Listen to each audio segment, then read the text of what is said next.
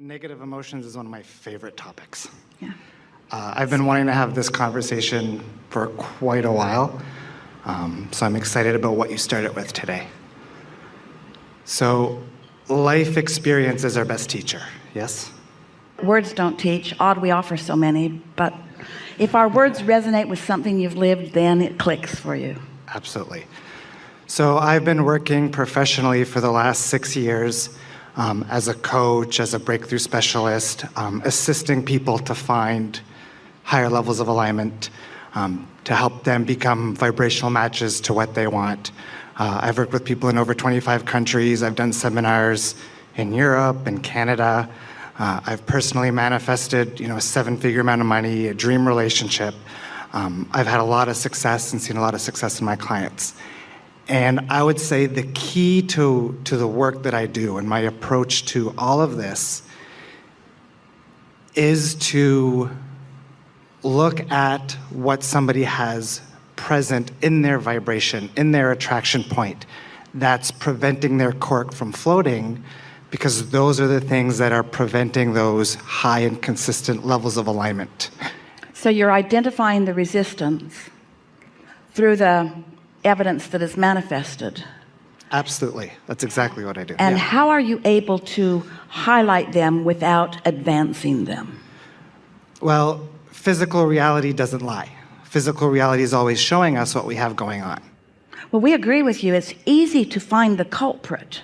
What we're asking you is, how are you causing the culprit to fade into nothingness? We look at the emotions that present themselves in those circumstances. More discovery of the culprit. Yeah, and then we shift the perspectives behind those emotions. So we identify the reason that people are holding on to these emotions and shifting them out of them. And in my experience, most people are carrying negative emotions that they don't realize that they're carrying. So for sure. And so helping them understand that they are there really is the first step. Absolutely. Absolutely. But as a teacher talking to a teacher, and a vibrational expert talking to a vibrational expert, because you've been at this long enough that you've got this going on, what we want to flesh out together, because like you, we have found many processes that can temporarily, in moments of focus, soften the resistance. And we've noticed that the more often that resistance is softened, then the more of what is desired is allowed.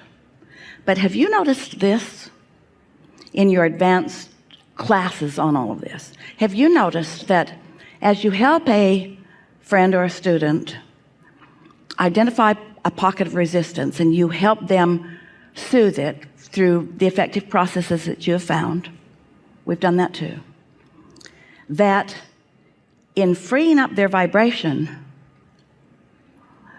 more that's in their vortex calls in a stronger way. So it calls in a stronger way, which means a whole other level of resistance comes to the forefront that the new desire is now challenging. Does that make sense to you? It's like this desire aggravates this resistance, which I soothe through these processes. And once that aggravation is stopped, then I'm free-flowing toward these desires, which are more, which aggravates a new set, which then I can apply processes to, which softens them, which causes more desires that I didn't even see coming, which aggravates a whole new set. So then life just becomes a constant putting out of brush fires, because there's a never-ending stream. Once I start fixing resistance, every level of resistance that I've ever lived will show itself to me to fix, because I'm getting way too excited about solving resistance. Now just stay with us just for a little bit, because we think this is good, and we think there are millions of people on this planet that benefit from that kind of understanding. But here, we're out here on the leading edge, where we're understanding the laws of the universe in a more powerful way. Would you agree to that? So what if there were a way to get out ahead? What if there were a way to just acknowledge where I stand right now and everything that's manifested and everything that is ever manifested? Therefore, every belief that I hold is not important to this equation if I can get out ahead of it in the sense that I can connect with what's in my vortex? What if I could dream or daydream or visualize or dream at night? What if I could find somehow, some way, the vibrational frequency of who I really am now? What if I could just tune to that frequency? Because what you're talking about, and we know because it's been a part of our work too, there are a lot of people that's all they can hear, it's all they want to hear. But that would be like, going back to the radio station analogy, which is bulky, that there is this one station that is just awesome and tuned to everything that I am that makes my heart sing. And instead of finding that frequency by tuning to it, I'm one station at a time getting them off the air. You, off the air. You, off the air. You were never good. Off the air. You came online when I was 14 years old. Off the air. You, my mother put you on. My mother is the reason that you're there. Off the air.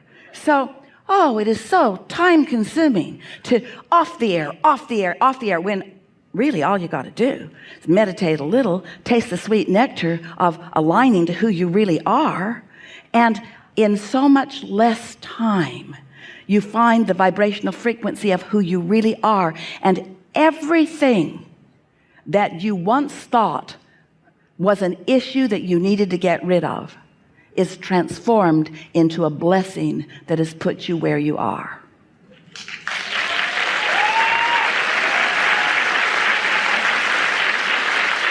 Now, we know for sure you're doing some of that.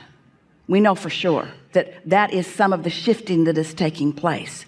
But when you decide to make it your emphasis, because you can show people how to have better life experiences here and there and here and there and here and there, or you can show them how to be who they really are. It's nice to feel a little better. It's ever so much nicer to really know who you are.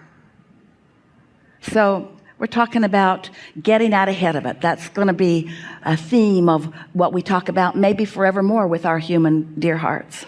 Getting out ahead of it. And by that we mean getting out ahead of it where your vibrational reality is, getting out ahead of it where your inner being already is, getting out ahead of it in that next vehicle and that next vehicle and that next vehicle where the true thrills are. When you hit yourself over the head with a hammer for a while, it feels really good when you stop. And then you say, that was great success. What did you do? Well, I had this process, and they helped me to understand that hammer hurts when I hit my head with it. And they showed me how big the hammer is. They showed me how long the hammer's been there. They even showed me the dents in my head that the hammer's been making. And then they tied my hands. They made me afraid of all hammers. They gave me hammer phobia. I swear to God, I'll never pick up another hammer as long as I live. And we say, there's a better way than trying to rid yourself of resistance, because, the art of allowing is the path of least resistance. And the path of least resistance, as you hear this is going to be so important. The path of least resistance is the path of most energy flowing. The path of least resistance is the path that your inner being has already flowed along and defined and holding wide open for you. The path of least resistance is the path that your inner being is calling you toward. The path of least resistance. The path of least resistance isn't saying the path of no resistance. It's not saying you got to get rid of all of that stuff, because every time you try to get rid of that stuff, it just squirts out in another way and another way and another way and another way. But the path of least resistance puts it in the true framework. The path of least resistance says to you, negative stuff is okay, it's good too. The path of least resistance says contrast matters to this creative environment in which we are all a part. The path of least resistance gives permission to the resistance to be part of the mix, you see, and gives you the clarity to navigate in the chaos that is possible into the clarity that is what you really own, who you really are. That's our favorite conversation ever.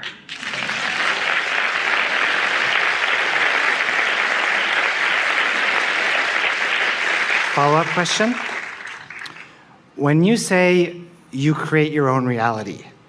Can you define you? Is it me? Is it Nick Bro? Is it my physical self? Or is it a mixture of me and my inner being, me and my Of course it's you and your non-physical? inner being. We would never talk only to you.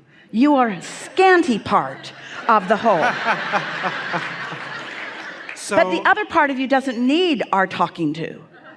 The other part of you's got that.